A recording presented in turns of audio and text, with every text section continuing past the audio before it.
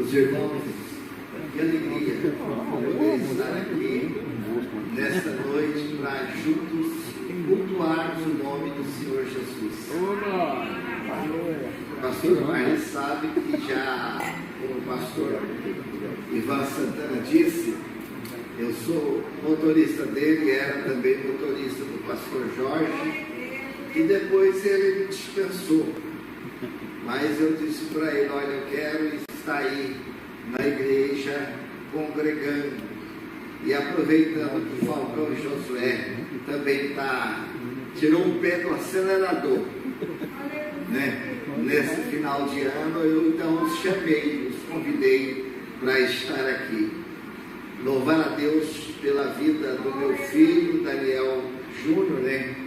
Que me faz muito feliz. Ele ficou 10 anos lá na Escócia sem vir aqui no Brasil. A hora de ver, eu falei: meu filho, você não vai voltar mais não, você vai ficar, porque ficou muito ruim aqui sem a sua presença. Cumprimentar aqui todos os pastores, obreiros, a pessoa do irmão Edivaldo, que Deus possa abençoá-lo, e dizer que aqui viemos para adorar o nome do Senhor Jesus. E eu quero aqui, meus irmãos, compartilhar com os irmãos o texto de João. É uma das mensagens mais simples, mais conhecida também, mas eu quero compartilhar com os irmãos no livro de João, capítulo de número 18, o versículo de número 10, apenas a última parte do versículo. O que está escrito na última parte? Está escrito o seguinte: e o nome do servo era Malco. É tão pequeno que podemos repetir juntos. E o nome do servo era Malco. Amém, queridos? Meus irmãos, quando estamos chegando agora ao final de um ano, e é normal a gente, né, Falcão José, fazer aquela reflexão dos sonhos que nós cultivamos durante todo o ano e pedimos a Deus para que eles fossem realizados. Todos nós temos projetos, todos nós estabelecemos objetivos e nós focamos naquilo, pagamos o preço para alcançar o objetivo do qual nós estabelecemos. Esse texto que eu escolhi, essa última parte do verso 10 do capítulo de número 18, é apenas a única vez em que a Bíblia faz referência a Malco.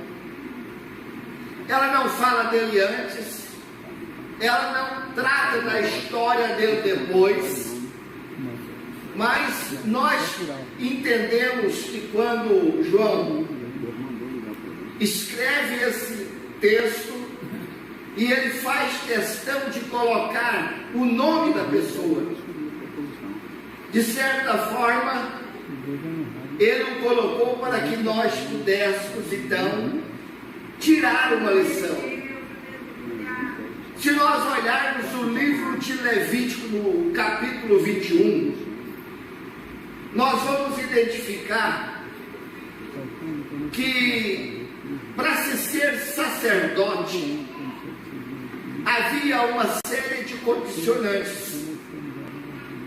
Precisaria ser da família de Arão.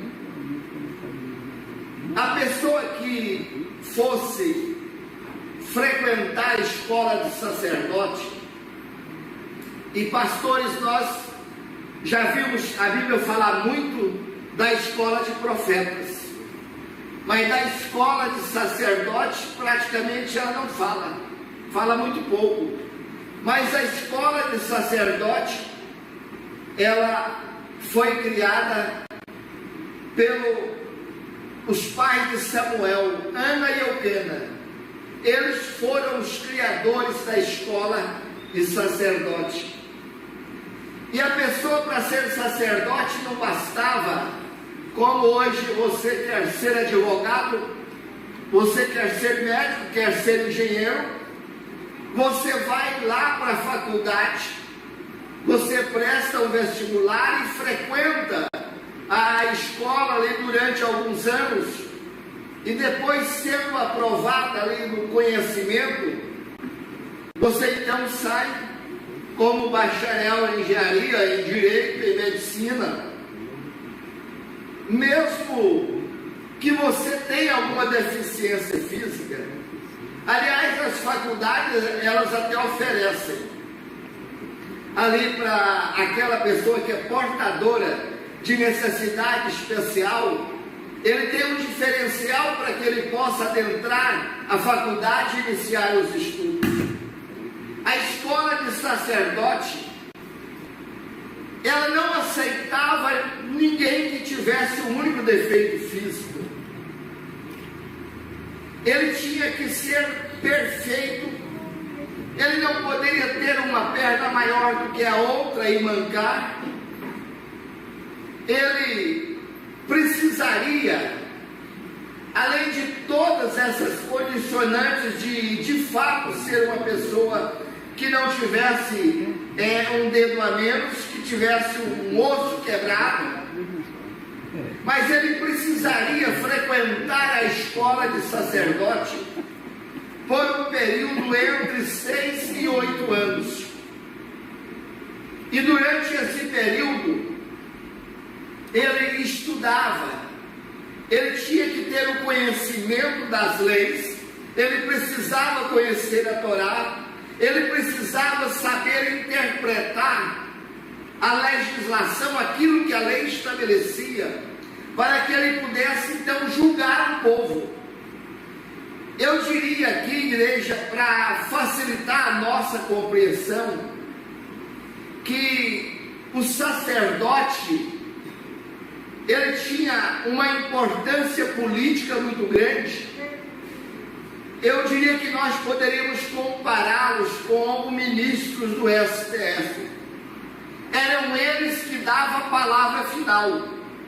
Eram eles que diziam o que deveria acontecer. Eles interpretavam aquilo que estava escrito na lei e davam ali a decisão deles, aquilo era seguido, era cumprido. Então o sacerdote, ele tinha uma importância muito grande. Ele não era uma pessoa qualquer.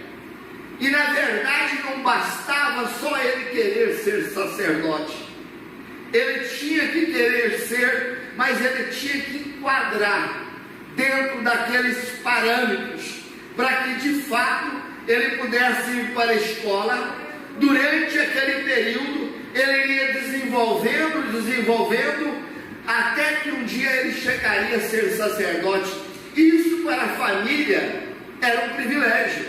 Imagino eu que os pais de Malco, porque Malco era um aluno da escola de sacerdote, os pais de Malco muitas vezes não permitiram que ele fizesse aquelas brincadeiras que é peculiar da criança, do adolescente, porque temia que ele poderia ter um acidente, poderia se machucar, e isso iria frustrar um projeto que eles tinham, a família e ele, de um dia tê-lo como sacerdote. A vida dele foi uma vida totalmente direcionada para aquele propósito. Desde criança ele foi criado e ensinado que um dia ele seria sacerdote. A família se orgulhava dele. Os vizinhos tinham o prazer de dizer: olha, eu sou vizinho de Malco, e Malco um dia será sacerdote. Era o sonho dele. Eu conheço, meus irmãos, várias situações nas quais eu já passei. Eu dizia para alguns amigos que em épocas passadas eu tinha 3 aparelhos celular, pastor Ivan, e tinha dificuldade de atender porque no exercício do mandato, a atividade, ela atraía um número grande de pessoas e elas me procuravam. E eu precisava também dar a elas resposta das solicitações. Quando deixo de ser deputado, a primeira coisa que faz é que os amigos são reduzidos e eles deixam de te telefonar.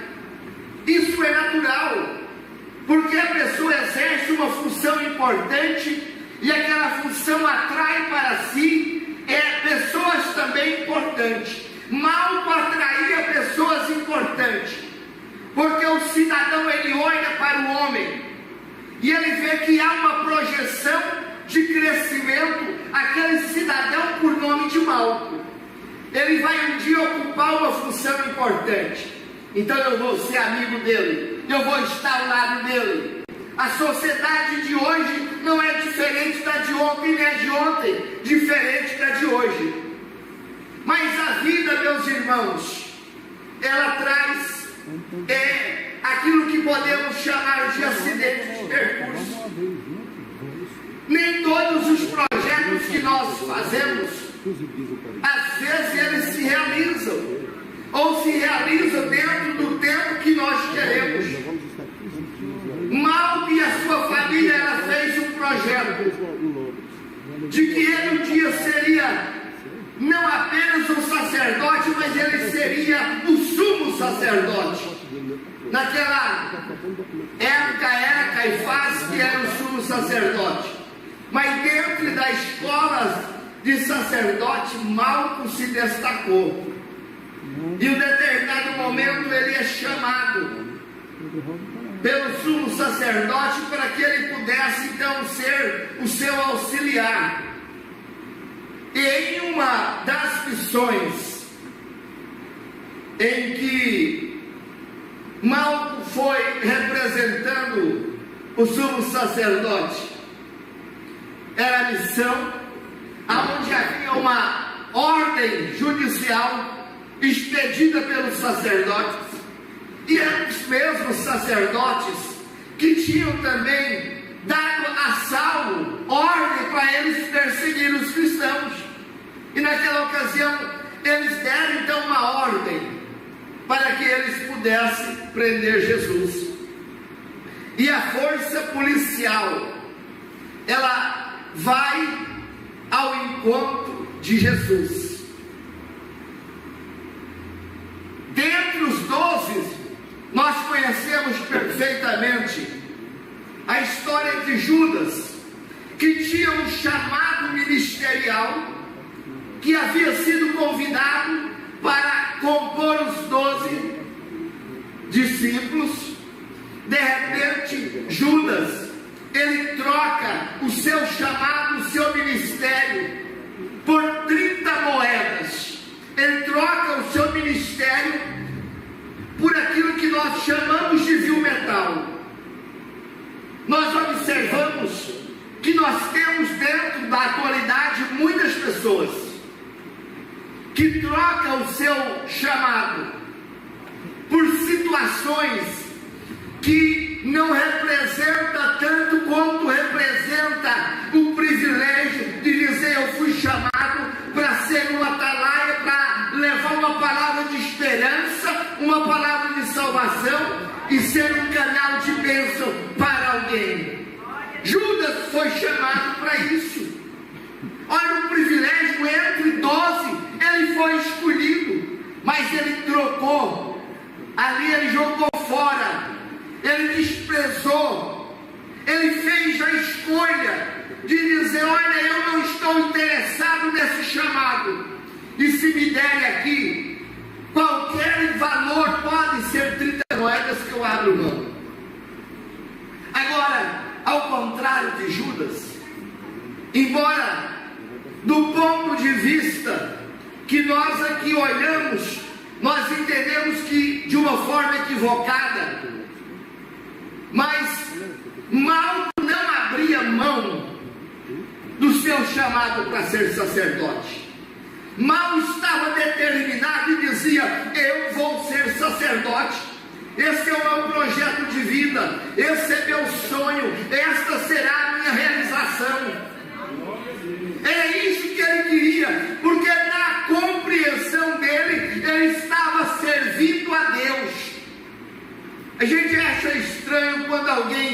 A gente lê na Bíblia e fala que eles mataram Jesus e mataram em nome do Evangelho.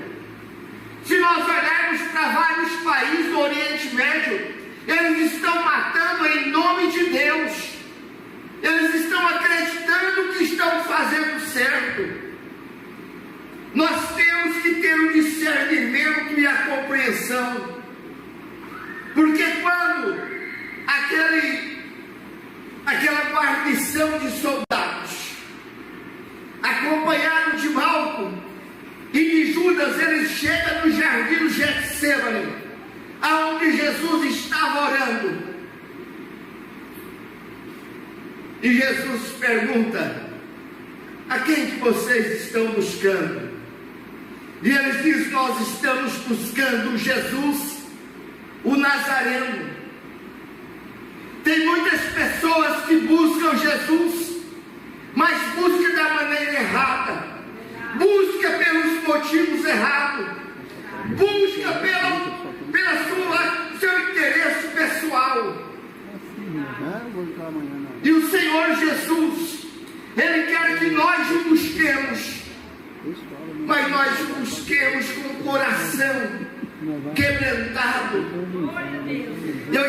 Nós fazemos na minha casa o culto, e agora ontem eu estava no culto lá em casa falando para a família como é que nós às vezes oramos e não somos atendidos nas nossas orações. É porque o Senhor Jesus nos orientou que na hora que nós formos orar, para nós entrarmos no nosso quarto, porque lá no secreto Ele nos enxerga, Ele nos vê. Não fala que Ele nos ouve, não, fala que Ele nos vê. Mas esse nos enxergar, esse nos ver, não quer dizer que Ele olha e nos vê de joelho dobrado. Esse nos ver é que Ele olha para o nosso coração, e Ele faz ali o raio-x para saber se aquilo que os meus lábios estão pronunciando, se é a mesma coisa que o meu coração também está pronunciando. Porque tem muita gente que busca Jesus e os seus lábios trazem uma oração linda, mas o seu coração não está dizendo a mesma coisa que os seus lábios estão pronunciando. E é por isso que o Senhor Jesus, ao invés de ouvir, Ele nos vê, porque Ele olha no nosso coração para ver se o nosso coração é coração de adorador. A Bíblia não fala, mas eu entendo que embora Malco tivesse fazendo a coisa errada, mas ele acreditava que era o certo. Ele acreditava que do coração dele, ele acreditava que ele estava agradando a Deus. E aí, meus irmãos, eles então diz que vão lá para prender Jesus. E aí tem uma outra lição aqui, que muitas pessoas estão dentro da igreja, mas não estão ainda convertidas. Pedro andava com Jesus, mas pelo que eu entendo daquilo que está escrito aqui, ele ainda não estava convertido. Pedro anda com Jesus, mas na hora que ele recebe a notícia que eles iriam prender Jesus, sabe o que ele faz? Ele tira da bainha a sua espada. E eu entendo que ele dá um golpe para cortar fora a cabeça de Malco, para tirar a cabeça dele fora, para cortar mesmo. Mas ele erra o golpe, e ele corta a orelha. Qual foi a orelha? A orelha direita. Ele corta a orelha dele. E aí eu meus irmãos, que embora a intenção de Pedro fosse boa, a intenção dele fosse de fazer o melhor, de proteger Jesus, ele age de maneira errada, ao ponto que Jesus fala para ele: Pedro, guarda a tua espada, porque se eu quisesse, eu pediria agora ao Pai, e Ele mandaria os anjos aqui e pelejaria por mim. Nós temos que ter um discernimento qual que é a vontade de Deus na nossa vida. Pedro queria fazer do jeito dele, mas não era a vontade de Deus, porque o projeto de Deus, o plano de Deus teria que se cumprir. E ele fala: guarda a tua espada. Naquele momento, existem dois tipos de dor: a dor física, que é de ter a sua orelha decepada, mas maior do que a dor física é a dor emocional. É a dor emocional que eu acredito que ela doeu muito mais do que a dor física, porque quando Malco percebe o que havia ocorrido, ele deve ter levado a mão aqui para apalpar, e ele percebeu que de fato a sua orelha havia caído, e aquilo não seria mais apenas um defeito físico, mas aquilo seria uma dificuldade insuperável, da qual ele jamais alcançaria o seu projeto de ser sacerdote. E eu entendo, meus irmãos, que naquele momento deve ter passado um filme pela cabeça dele, e ele deve ter se imaginado: como é que eu faço agora? Toda a minha vida eu vivia em função de um dia ser sacerdote. Eu deixei de ir com os colegas para a beira do rio, de jogar bola. Eu deixei de fazer tanta coisa, porque eu não queria que houvesse um defeito físico. Eu não queria me machucar. Eu não queria que houvesse nada para atrapalhar a realização dos meus sonhos. Como é que agora eu vou voltar e vou dizer para minha família: não vou ser mais sacerdote, eu não vou mais poder agora realizar o projeto? Eu acredito que aquelas pessoas que o bajulavam já devem ter virado as costas e dizer: agora eu vou voltar porque tem o próximo da lista. Não sendo mal, tem o próximo que vai ser.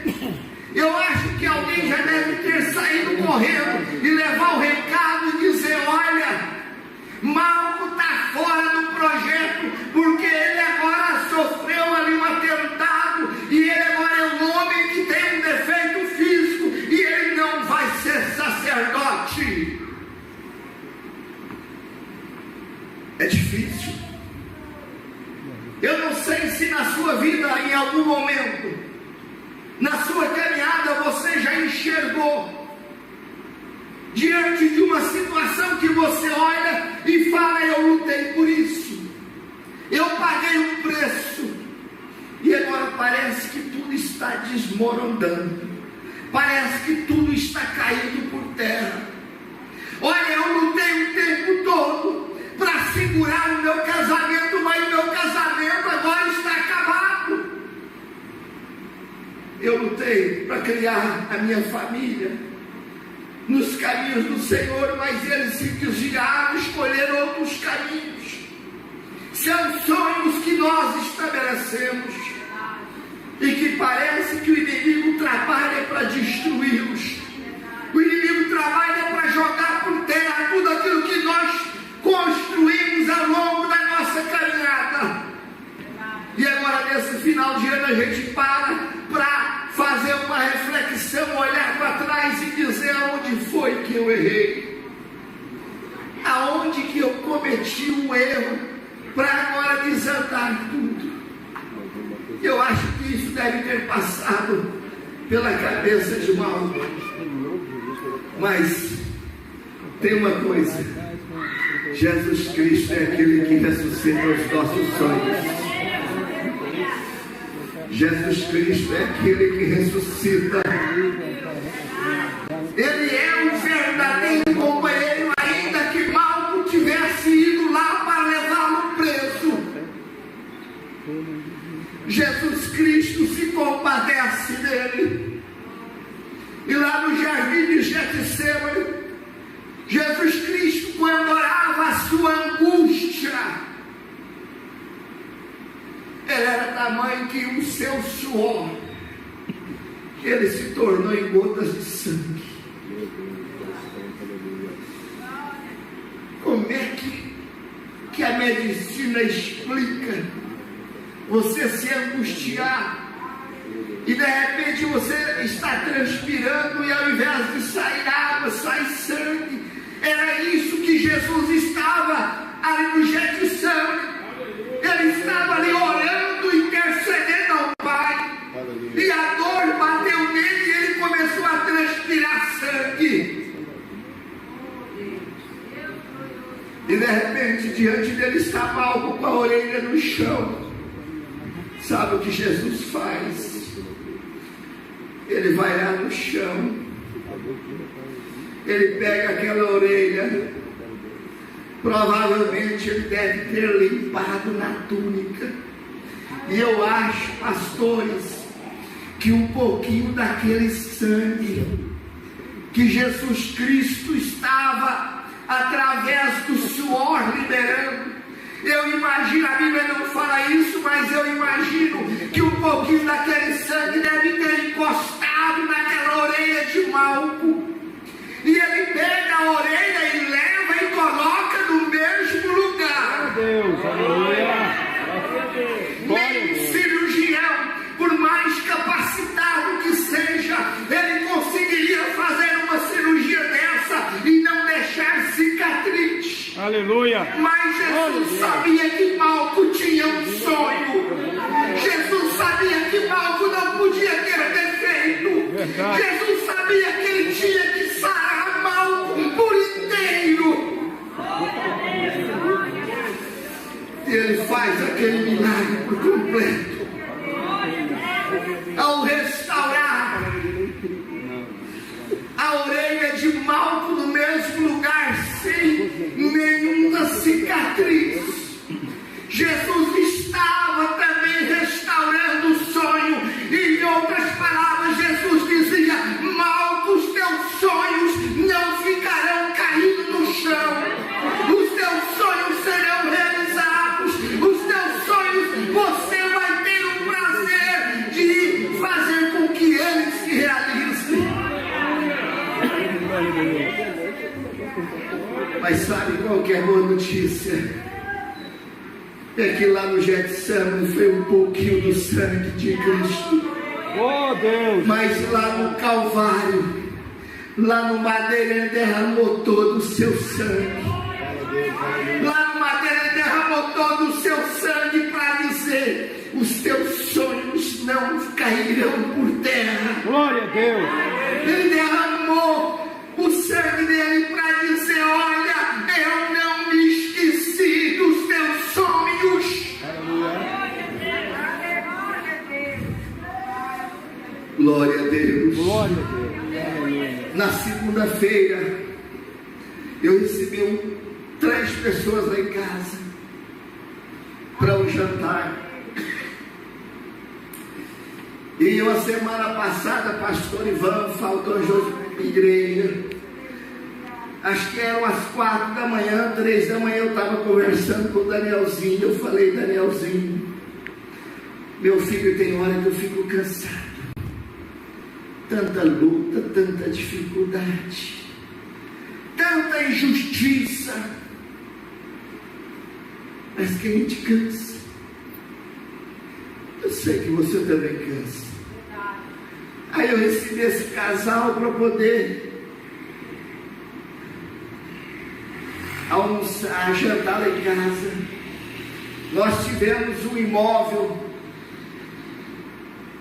que era onde meus pais residiam e alguém conseguiu mudar os documentos, escriturar. E nós perdemos na primeira instância, na justiça. E eu fiquei triste com aquilo. E esse casal foi lá, depois na hora de ir embora, crente tem isso, vamos orar. Antes de ir embora, vamos orar. Aí nós estávamos lá na área, no fundo lá, minha esposa, vamos orar lá dentro. Fomos orar, Deus usou uma irmã que não sabia de nada. Ela falou assim, olha, Deus usou e falou através dela, meu servo, você disse que está cansado. Você disse que é injustiça. Mas eu quero te dizer que aquela chave que te roubaram, aquela chave daquele imóvel que tiraram de você, eu quero dizer que eu vou te devolver ele. Glória a Deus. A hora que você escuta Deus falar, parece que você levanta o seu ânimo. Parece que você é como Davi, que ele olhava de um lado para outro, ele não via saída, mas ele fala assim, olha, eu elevo os teus olhos para o alto. E ele se pergunta de onde me vem o socorro. Aí fala, meu socorro vem do Senhor dos Exércitos. Glória a Deus. Eu quero ministrar na sua vida uma palavra. Oh, glória a Deus. Eu não sei quais são os teus sonhos. Eu não sei quais são os seus projetos. Eu não sei. Mas todos nós temos momentos que nós nos frustramos.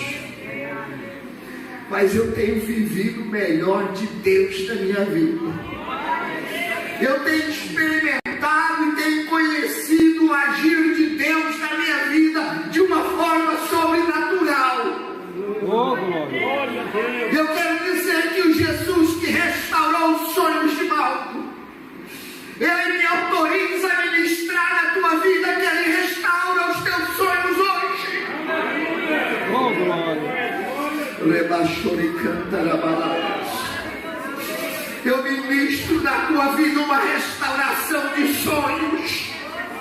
Eu ministro uma restauração na tua vida espiritual, no teu ministério. Eu ministro uma restauração financeira na tua vida. Eu ministro uma restauração na tua família, na tua saúde, na tua casa, nos teus negócios, porque o meu Deus é Deus de milagres.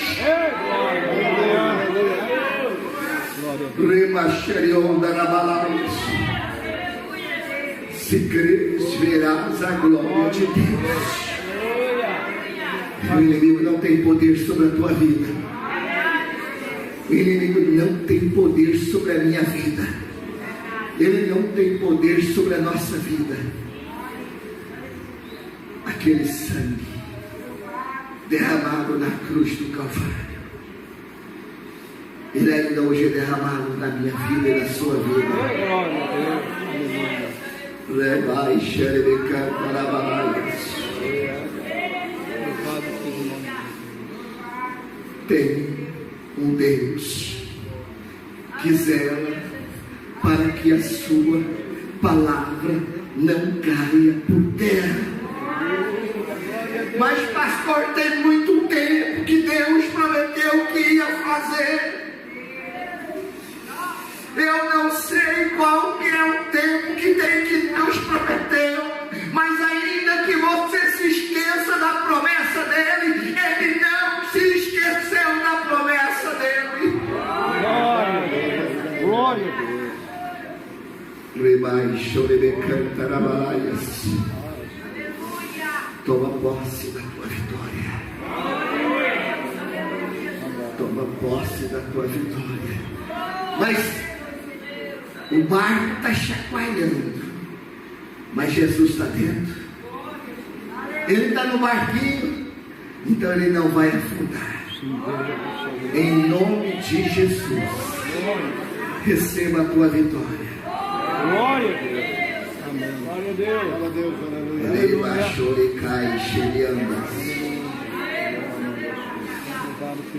Quem ministra uma palavra profética tem que ter fé para liberar a bênção. E quem recebe também tem que ter. Mas tem hora que você fala assim: eu não estou tendo fé. Eu vou te dizer: usa a minha fé. Usa a minha fé, porque eu tenho fé por mim e por você. Em nome de Jesus, toma posse da tua vitória. Porque Deus tem compromisso com a sua palavra. Pastor Ivan Santana, muito obrigado pelo privilégio.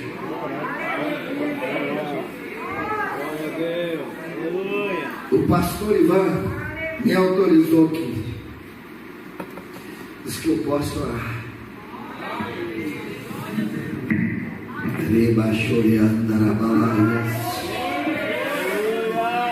Eu vou pedir você para se colocar de pé.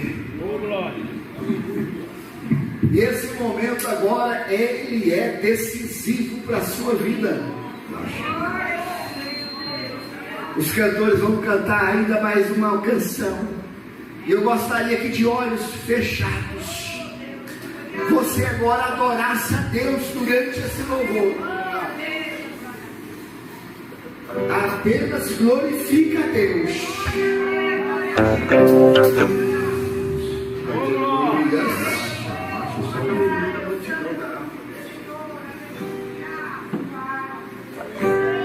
Aquele cego Bartimeu, ele chamou Jesus e Jesus parece que não escutou. E ele foi aumentando a voz, aumentando, até que Jesus parou a sua caminhada e mandou chamá-lo. Então, agora clama por ele. Clama por eu sei. Vitória a Deus para mim, eu sei. Se eu andar em plena luz, confiar só em Jesus, vitória a Deus dará a mim, eu sei. Vitória a Deus dará a mim, eu sei. Vitória a Deus dará a mim, eu sei. Se eu andar em plena luz, confiar só em Jesus, vitória a Deus dará a mim, eu sei. Pai querido, eu te peço agora, Deus, por aquela vida que às vezes nem tem força mais para orar. Eu te peço agora, Senhor, por aquela mãe que angustiada passa a noite acordada, Jesus, e que já está perdendo a esperança, Pai, de ter uma resposta tua. Senhor, eu te clamo agora, Pai, para que os teus filhos sejam socorridos agora, em nome de Jesus. Senhor, a tua palavra diz que se nós cremos, nós veremos a tua glória. Senhor, esse povo quer ver a tua glória, Pai. Eles querem ser alcançadas pela tua misericórdia, Deus. Em nome do Senhor Jesus, socorre a tua igreja, socorre o teu povo, traz esperança, traz agora o refrigério na alma, Deus. eu declaro o esplendor desse Pai, sua glória. Sabendo o destino aqui, estava só e ferido no Golgotha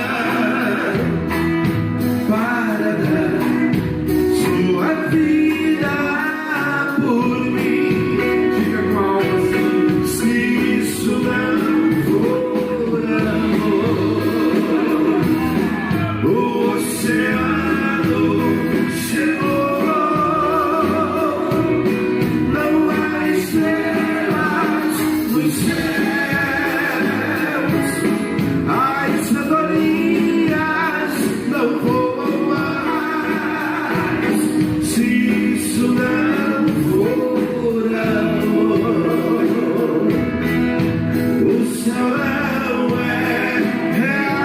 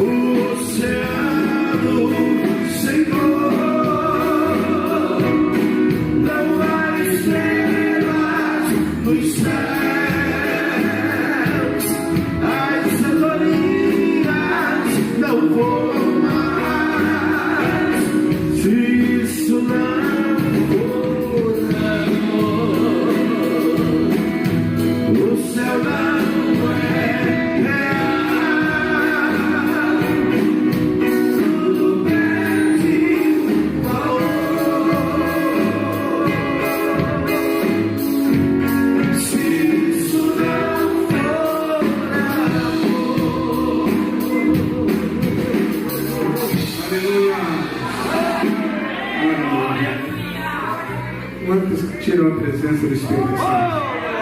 Amém? Quando eles sentados, só por um instante, nós estamos numa festa espiritual e sabemos que esses momentos são momentos ímpares, né? Que Deus nos permite para que a alma da gente se alivie em meio a tantas mazelas que nos atingem no dia a dia, né?